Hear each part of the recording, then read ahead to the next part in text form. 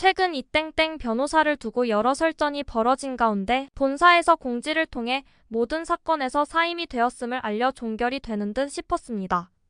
하지만 변호사가 회장의 친필 서신을 받아와 방송을 통해 또 다른 이야기를 하여 팬덤분들 사이에서도 계속 의견이 갈리고 있습니다. 그럼 변호사는 무슨 내용의 방송을 하였는지 간략하게 정리해 보겠습니다. 첫 번째, 해임에 대한 이야기.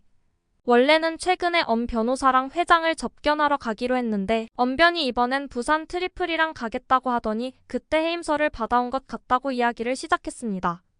그래서 이 변호사가 어제 회장을 직접 접견하여 이야기를 나누고 친필 서신을 받아왔는데 서초서의 사기 사건에 대한 해임은 회장과 더 신뢰가 좋은 변호사들이 있어 그분들이 주로 하되 한두 명의 변호사로 변론할 정도의 분량이 아니라 이 변호사는 서포트를 하는 쪽으로 진행한다고 하였으며 법원에서 진행하는 사건은 LKB에서 일괄 진행하기로 하여 타 법무법인을 해임한 것이나 그 과정에 당연히 모함이나 이간질이 있었던 것은 맞다고 했습니다. 이어서 해임은 아니고 같이 하기로 했으며 LKB는 회장을 담당하고 자신은 나머지 이사들을 담당해서 하는 것이다 라고 애매하게 이야기를 하였는데 마지막에는 또 해임된 건 맞는데 역할을 나눈 것으로 보면 된다고 하며 해임에 대해 인정하기도 했습니다. 너무 이랬다가 저랬다가 하여 혼란이 생길 수도 있지만 친필 서신에 확실하게 해임이라고 쓰여 있으니 회장에 대한 모든 사건은 해임된 것으로 보면 되겠습니다. 단, 회장 이외의 다른 이사들에 대해선 여전히 사건을 담당하고 있어 함께하고 있다고 말한 것으로 보여집니다. 그리고 결론은 자신과 회장의 관계는 신뢰가 좋으니 오해하지 말고 전처럼 지지해달라는 것이라고 말을 하였습니다. 여기까지가 해임과 관련된 내용이었고 요약해드리면 회장과 관련된 사건은 모두 해임하였고 그 외의 회사 관계자들에 대해선 여전히 사건을 담당하는 것으로 보시면 될 것 같습니다. 두 번째, 보석을 방해했다는 모함에 대한 이야기.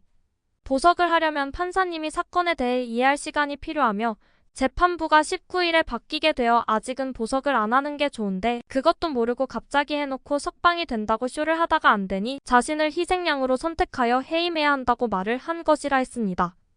그리고 보석신문 당시엔 판사에게 보석을 기각할 생각이면 아직 하지 마시고 자료를 보충하여 제출하게 해달라 이야기를 했을 뿐이며 말도 안 되게 회장의 마이크를 빼앗아서 변론한 적도 없다고 일축했습니다. 그리고 회장의 사건을 열람조차도 안 했다는 의혹에 대해선 다른 사람이 열람한 것을 공유받아서 보지 무조건 직접 열람하지 않는다고 해명을 하였습니다. 변호사의 이런 변론에 마이크를 빼앗아서 보석을 방해하는 이야기를 했다며 팬덤 비대위의 운영진이 거짓된 내용을 퍼뜨린 것에 대해 비난을 하는 상황이 되었으나 이러한 혼란스러운 상황에 누가 진실인지는 확신할 수가 없겠습니다. 세 번째, 보혈 찬양과 모금에 대한 이야기. 이 부분은 별로 관심이 없으신 분들도 많을 테니 짧게 정리해드리면 보혈 찬양 집회는 의무가 아니고 자발적 참여로 융합하는 자리일 뿐이라고 했으며 회장이 서신에 말했듯 모금을 한 적이 없었다고 했습니다. 그리고 책을 판매한 것도 먼저 사고 싶다고 하는 사람이 있어 판 것이라 하며 결론은 오해는 절대 하지 말라고 하는 회장의 지시사항이 있었다고 하며 마쳤습니다. 네 번째, 삼성동 매각에 대한 이야기. 삼성동 자산에 대해선 회장이 합동비대위의 박 위원장에게 매각하라고 지시하여 현재 매각이 다 된 상태라고 하였습니다. 그리고 매각한 이유는 지금 회장의 사기건으로 가장 문제가 되는 것이 프로모션을 진행하여 회원을 모집한 행위이기 때문에 그 프로모션 때 가입한 회원들을 구제하는 데 돈을 쓰려는 것이 주 목적이며 긴급한 피해자들에게도 쓰라고 말을 했다고 했습니다. 그리고 삼성동은 이 변호사가 오기 전에 이미 매각이 된 상태였고 남은 주식이나 부동산에 대해 신탁을 진행하였다고 말했습니다. 이 과정에서 제주 신사옥 역시 일부 가압류가 되었지만 매각된 것은 아니고 자신한테 신탁이 되었다고 했습니다. 삼성동 자산 매각을 진행한 사람들이 어떻게 처리했는지에 대한 내용은 나중에 보면 알게 될 것이라며 이야기를 마쳤습니다.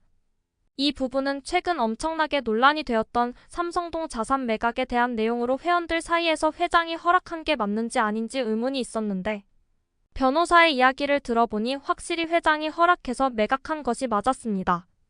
그리고 판매한 이유도 얼핏 보면 회원들을 위한 것이구나라고 생각할 수도 있지만 주 목적은 회장 자신의 사기건에 대한 문제를 해결하려고 하는 것이라고 제대로 알고 계시면 좋겠습니다.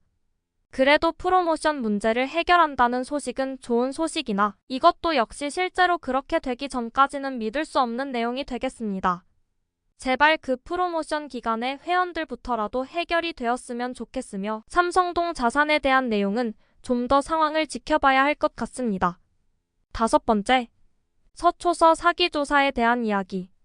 일단 이 변호사는 휴스템 법인에 의해 선임된 변호사라고 하며 지금 기소된 방판법 위반 관련된 사건과 다르게 사기건은 그 범위가 더 넓어 회장에서부터 약 500명의 폼장까지 피해자로 조사 대상이라고 이야기했습니다. 그렇기 때문에 지금 트리플이 보석 방에다 뭐다 난리칠 게 아니고 정신을 똑바로 차려야 한다고 당부했습니다. 그리고 이 사기건의 쟁점은 앞서 말했듯 프로모션 모집 행위와 회원들의 출자금을 동의나 총회의 의결을 거쳐 출자나 투자, 대여를 했는지가 중요한 쟁점이라 했습니다.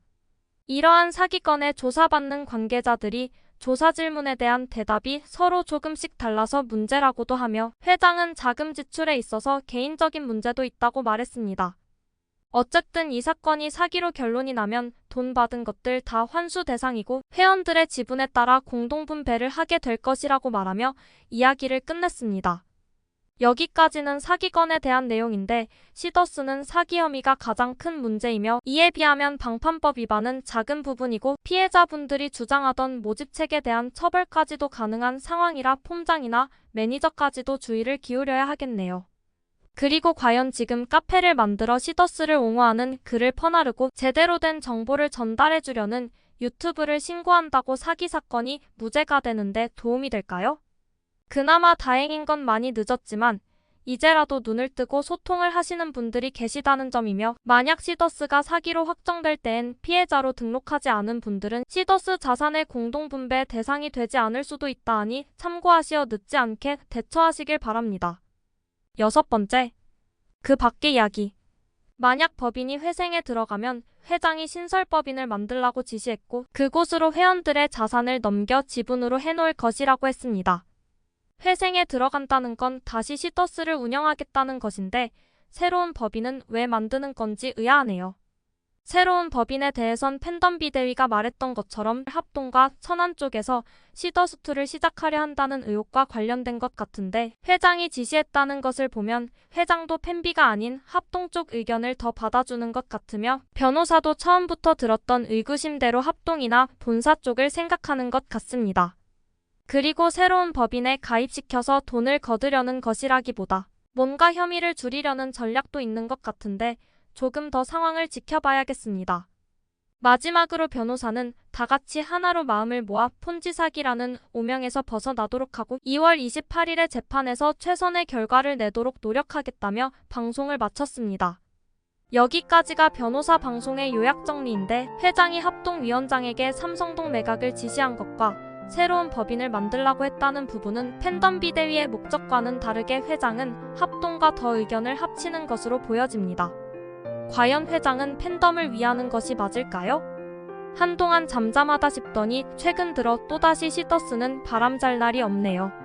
이런저런 서로 다른 이야기와 소식 속에 머리가 복잡할 회원분들, 어차피 벌어진 일 너무 파묻혀 상심하지 마시고 무얼 하시든 좋은 결과가 있으시길 바라겠습니다. 오늘도 시청해주셔서 감사합니다.